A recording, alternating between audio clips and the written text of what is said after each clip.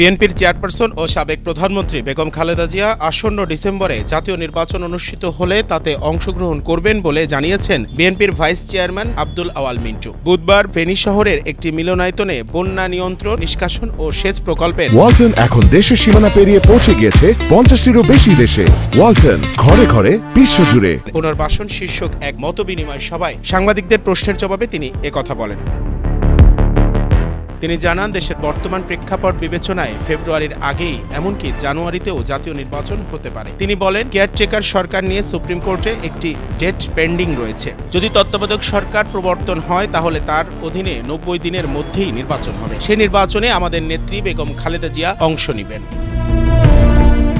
আব্দুল আওয়াল মিন্টু আরও বলেন, 1 যুগ বা 2 যুগ ধরে যদি দেশে নির্বাচিত সরকার না থাকে তবে জনগণের অর্থনৈতিক ও সামাজিক উন্নয়ন সম্ভব নয়। জনগণের কাছে দায়বদ্ধ সরকার না থাকলে ভালো শাসন ব্যবস্থা প্রতিষ্ঠা করা সম্ভবপর হয়ে ওঠে না।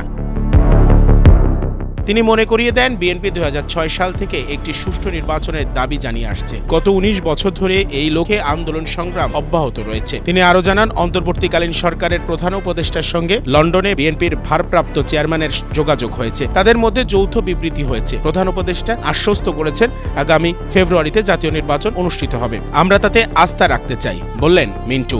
সঠিক সময়ে জাতীয় নির্বাচন অনুষ্ঠিত না হলে দেশ একটি মহাসংকটের দিকে ধাবিত হবে।